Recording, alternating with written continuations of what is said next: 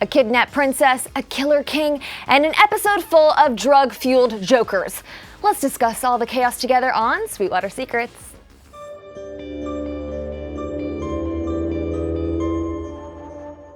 Welcome back, River Babes. I hope you enjoyed our mini hiatus because now we're focusing on the final 5 episodes of Riverdale Season 3. Yes, of course. I'm your host, Leanne Aguilera, and this is your Sweetwater Secrets after show for episode 318, chapter 53, Jawbreaker, which was jam-packed with outrageous moments that kind of sort of made sense. Remember, I tried. Now today I'll be sharing my hisses and kisses, which are particularly heavy on the kisses this time, and dropping some exclusive secrets straight from Edgar Evernever himself, Chad Michael Murray. But first, let's do a super quick recap of all the biggest moments in the Blue and Gold breakdown. As Jughead and FP teamed up for a little father and son investigating, we discover that things have gotten even crazier in Riverdale. I find that hard to believe. First Jingle Jangle, then Fizzle Rocks, and now apparently there's a new kind of drug called G that makes people foam at the mouth like rabid dogs and try and kill themselves like they're in Bird Box or something. What the hell is going on? Jug and FP realized that Kurt was dealing an altered batch of Fizzle Rocks, but it was all just a big distraction so that little brat Ricky could lure Princess Jellybean into the Gargoyle King's clutches. He wanted to meet you. Who did? Meanwhile, the only thing I'm gonna say about Archie's arc is that he won another boxing match. Yay. But this time he defeated one of the zombies from The Walking Dead.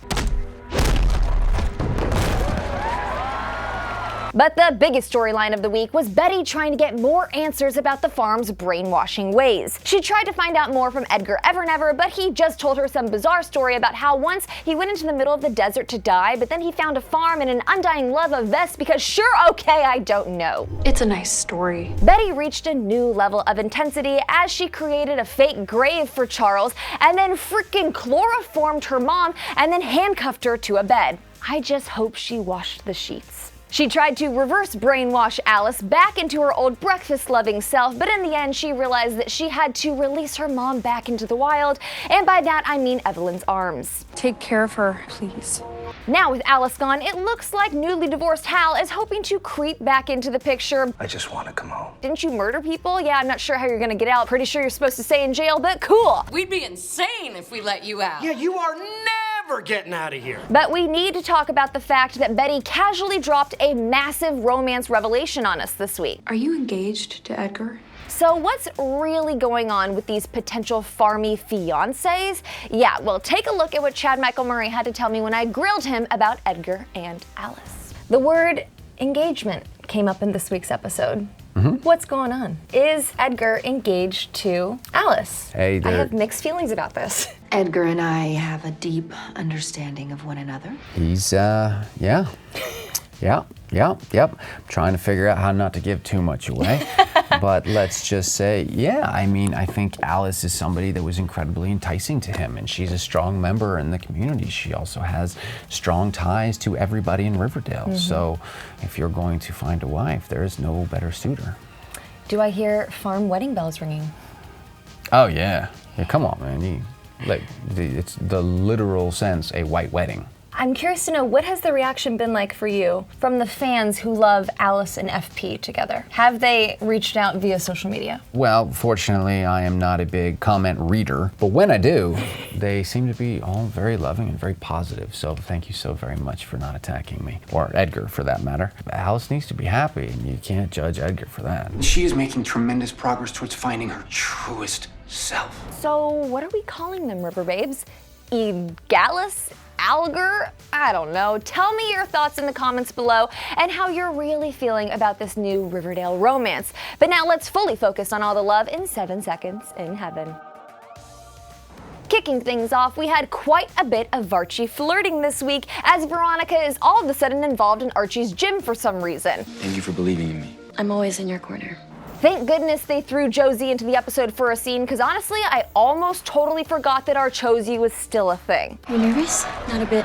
As for Shoni, well, this was quite an emotional roller coaster ride for these two ladies. Toni was baffled to see that her bae was all of a sudden ditching her signature color so she could spend all her time walking in slow motion with the rest of the farmies. How the hell did my girlfriend become queen of the farmies overnight? It's Edgar. With Betty's help, Toni tried to remind Cheryl that her brother Jason is oh so dead. She even had the tape to prove it. Plus, she even tried to seduce her lady love into leaving the farm. I need you tonight. In every way. Mind, body, soul, mostly body. But by the end of the episode, Cheryl tearfully confessed that the farm was giving her an ultimatum. Evelyn said, I have to make a choice. Jason or you. And just like that, Toni ditched her leather jacket, if the pretty poisons is still even a thing, and joined her girlfriend as one of the White Walkers of Riverdale. Luckily, it looks like Betty may have finally found the perfect spy. How'd it go? Great. No one suspects anything. And with that wonderful twist, let's switch into hisses and kisses.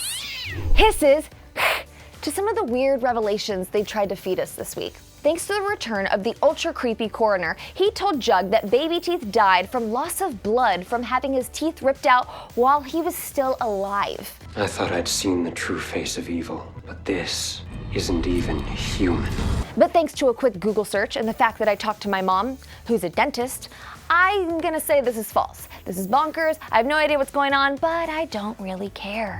Have a blessed day. Hisses to yet another boring boxing match. Stop trying to entice us with Archie's abs because I'm so sick of seeing all the fake blood and the high stakes matches that I couldn't care less about. Hisses to putting Jellybean in harm's way, and hisses to the fact that Kevin Keller's only role in this episode was to walk in the back, I might add, of those farmy fashion shows. Give Kevin the time to shine. Why can't he have his own storyline for once? That's all we've ever wanted to do. Switching over to kisses, that one is still going to Kevin for looking so damn good with the teeny tiny amount of screen time they've given him. Kisses to Toni for putting Evelyn in her place with this iconic moment. I'm not gonna let you ruin her. Ruin her? Bitch, I love her. And she loves me. And kisses to Betty and Toni's newfound friendship this week. Kisses to Betty's off-the-walls behavior. Sorry, not sorry, but you can keep your wig because I'm loving this dark Betty.